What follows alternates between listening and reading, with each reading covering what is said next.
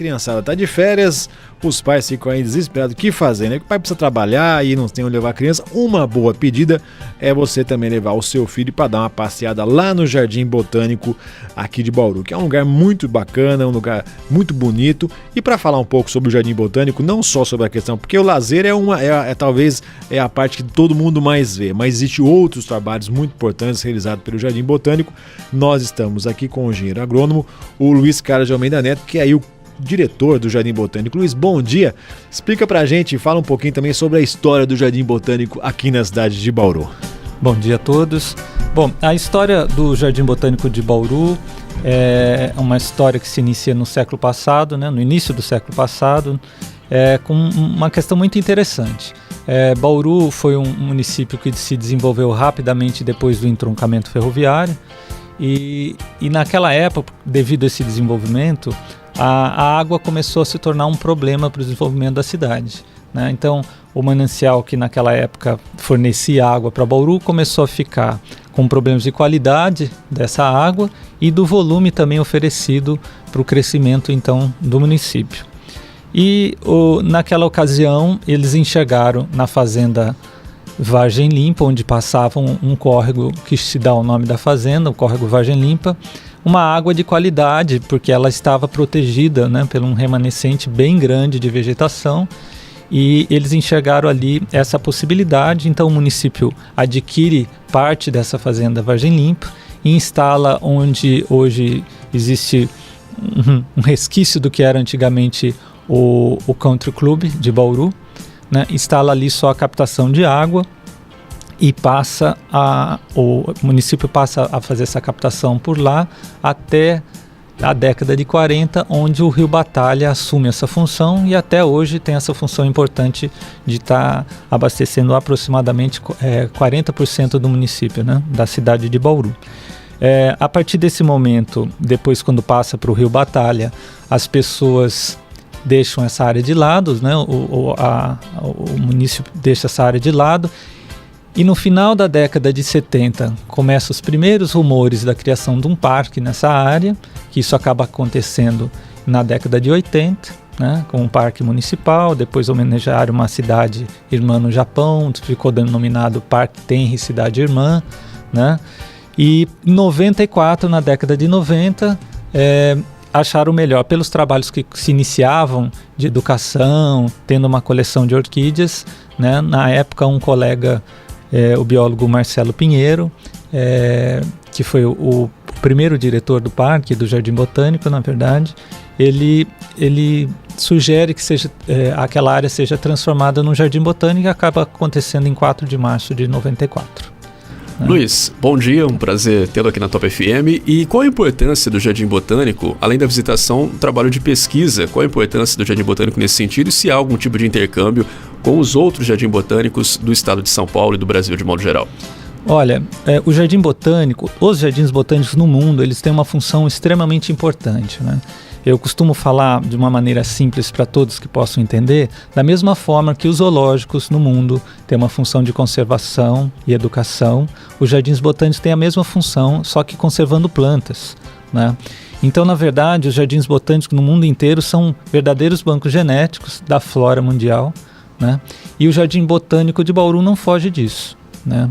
O que o Jardim Botânico acrescenta nesse universo da conservação é conservar uma área natural junto, né?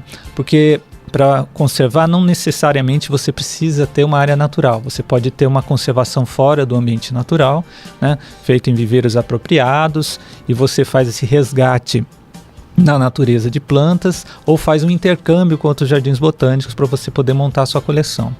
Então, o caso de Bauru é um caso privilegiado, né? Porque nós possuímos uma área de 321 hectares, né? Uma área bem grande, raro isso no estado de São Paulo, na verdade, áreas com mais de 200 hectares. Então, o Jardim Botânico consegue fazer uma conservação que a gente chama de conservação integrada, que ou seja, é você conservar um ambiente natural e no seu espaço de coleções também fazer essa coleção fora desse ambiente natural, tá certo? Então, como eu relatei, como o Jardim Botânico oferece essa área natural, ela oferece também uma ampla forma de pesquisa, né? Então, o Jardim Botânico, nesses 20 anos de existência, tem sido palco de inúmeras pesquisas, não só por profissionais do Jardim Botânico, mas pelos profissionais também das universidades e institutos de pesquisa. Então, o Jardim Botânico é muito procurado por causa disso, né? Não só por Universidade de Bauru, mas de fora de Bauru também, né? Então, isso mostra a importância nesse aspecto de pesquisa. Em relação aos intercâmbios, é muito comum o intercâmbio entre jardins botânicos, né? O Brasil possui aproximadamente hoje 36 jardins botânicos, né? Infelizmente, eles estão concentrados mais na região centro-sul do país e precisa ser amplamente mais espalhado, porque assim, o Brasil é um país de tamanho continental, na verdade é muito grande, existe uma exuberância de vegetação, né? São 6 biomas que existem nesse país, e quando existe bioma, uma grande quantidade de biomas, existem plantas que só existem nesses biomas, né? Então os jardins botânicos teriam um papel fundamental na conservação dessas plantas, né? Que a gente chama de plantas endêmicas, assim. Existe até uma meta mundial de conservação, da qual o Jardim Botânico de Bauru está inserido nessa meta, né? E hoje, antigamente, os jardins botânicos, por exemplo, eles colecionavam plantas do mundo inteiro, né? Hoje o foco é a conservação regional, né? Não que a gente não possa ter plantas belas de outros países ou de outros locais do próprio país, mas o foco sempre é a questão de você estar conservando o que existe na nossa região e com metas em plantas ameaçadas de extinção e raras. Aqui na nossa região é o cerrado, né? É essa preservação que existe. O Daniel tira muito sarro de mim, mas eu já andei muito de bicicleta aqui, né, ali pela região da Unesp. Então você vê uma região realmente de cerrado, né? São aquelas árvores, não são tão altas, né? E essa é uma característica da nossa região, não é, Luiz? O Bauru, ele possui praticamente 2 tipos de vegetações distintas, né? Se você pegar uma coisa interessante, você pega o Rio Bauru, a margem direita do Rio Bauru prevalece a vegetação de cerrado, onde existe essa grande concentração de cerrado na região do Jardim Botânico, Unesp, Lauro de Souza Lima, né? Se você pegar a margem esquerda, né, do Rio Bauru, começa outro tipo de vegetação que a gente chama de floresta estacional semidecida, mas na verdade é o que a gente chama popularmente de Mata Atlântica do interior do estado de São Paulo, né? O que faz essa distinção, na verdade, são as condições de solo e umidade desse solo, né? E existem também outros tipos de vegetação, que é a mata ciliar, as matas de brejo, alguns campos úmidos também, né? Mas Bauru se destaca na conservação de cerrado por causa dos grandes remanescentes que ali existem. Então, a gente falou do Jardim Botânico, mas se a gente somar a Unesp, que é vizinha, e ao Lauro de Souza Lima, que é vizinho, a gente só tem naquele local ali por volta de 800 hectares de conservação. Então, o município de Bauru se destaca nessa conservação, tanto que ele é área prioritária para a conservação de cerrado no estado de São Paulo.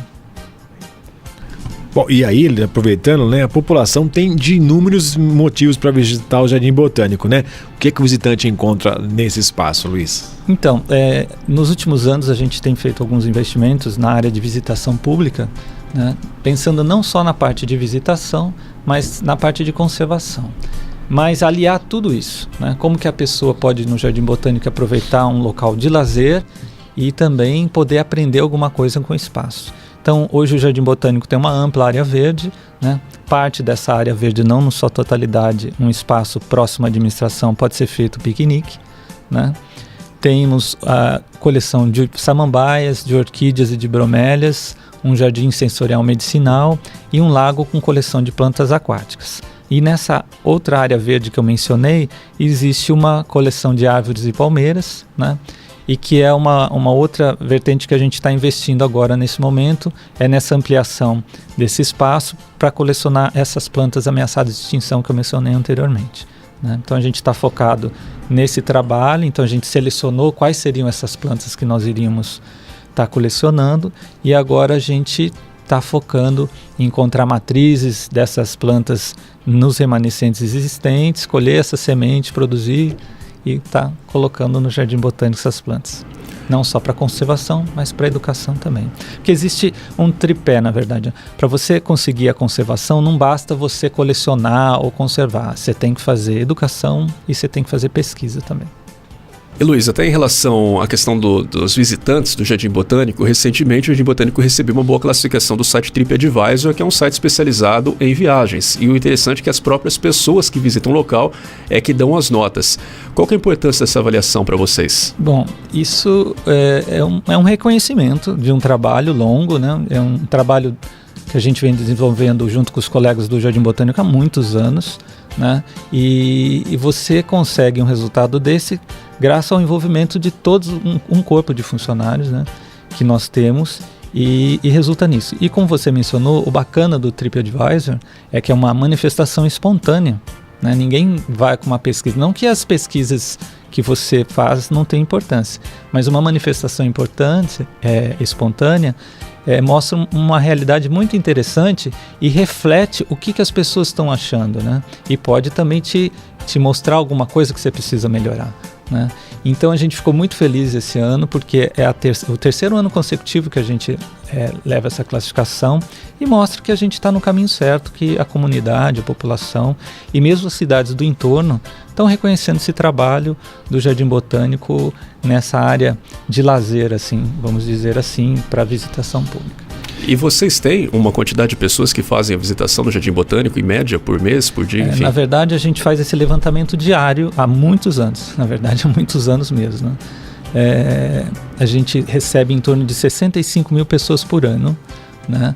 E existe uma tendência de crescimento, porque nesses últimos 20 anos, nós recebemos mais de 450 mil pessoas no Jardim Botânico, né? Levamos para lá mais de atendemos, né, na verdade, não levamos, atendemos mais de 150 mil crianças ou jovens no trabalho de educação ambiental, né? Então, um trabalho de corpo, assim, eu acho, e eu acho que é uma tendência de crescer, porque existem muitas pessoas que vão no Jardim Botânico ainda que não conhecem, né? É a primeira vez que está indo e passa depois a frequentar. E o Jardim Botânico, há alguns anos também, ele passou não só a fazer esse trabalho de conservação, mas tem outros trabalhos que acabam traindo as pessoas para lá, que, por exemplo, tem um projeto cultural que começa sempre em setembro e vai até dezembro, que é um canto no Botânico.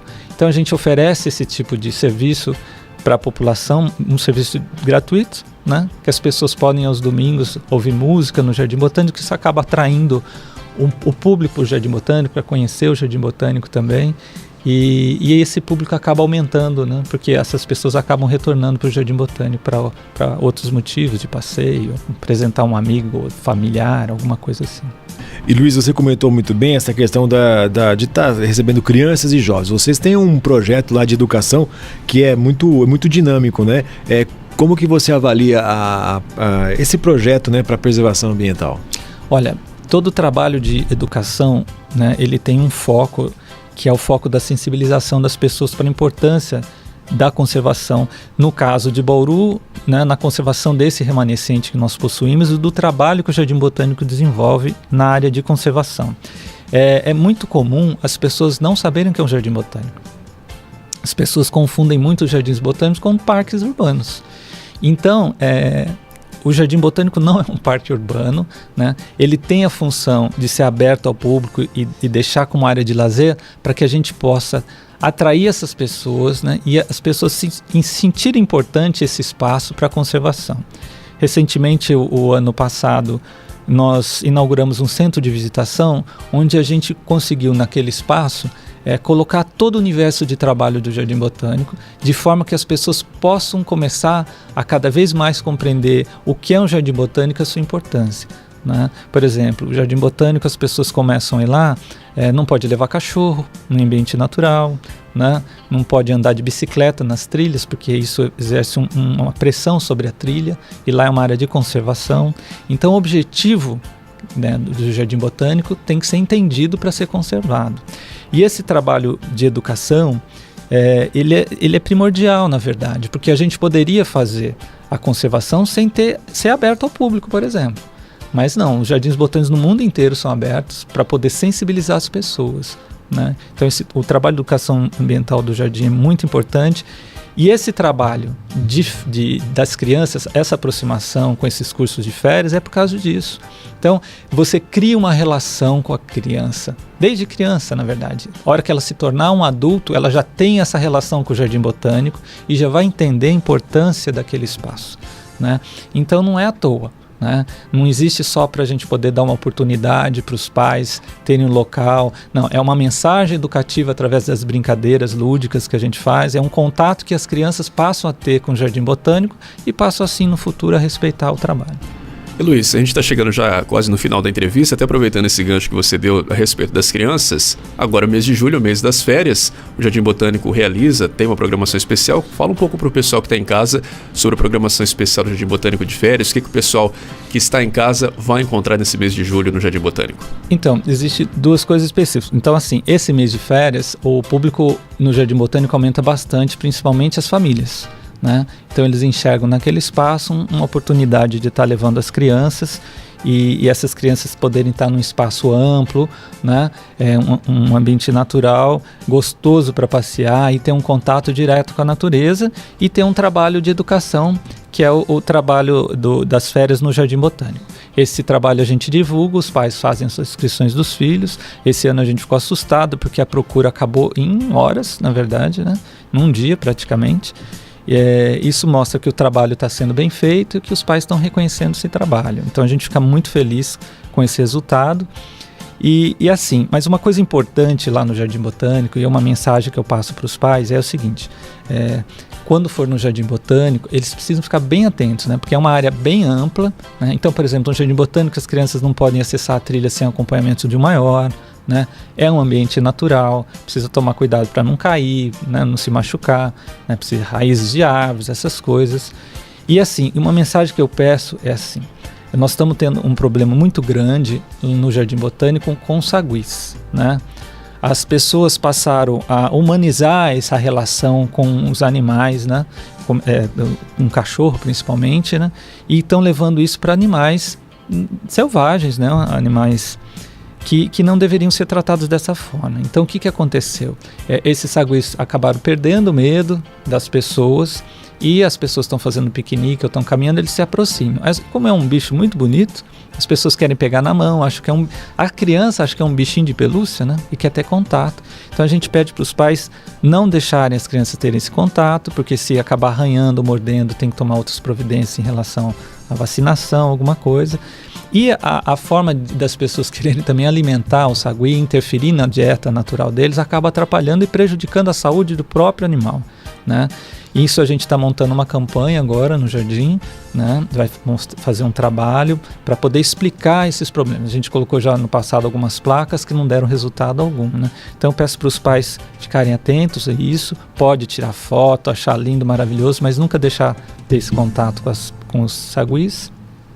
E é isso. Aproveitar e convidar as pessoas para conhecer o Jardim Botânico. Nós abrimos todos os dias, né? Inclusive sábados, domingos e feriados. É importante eles se atentarem para o horário de visitação, que a gente abre às 8 e encerra a entrada até às 4 horas da tarde, né? E permanece até às 16h30.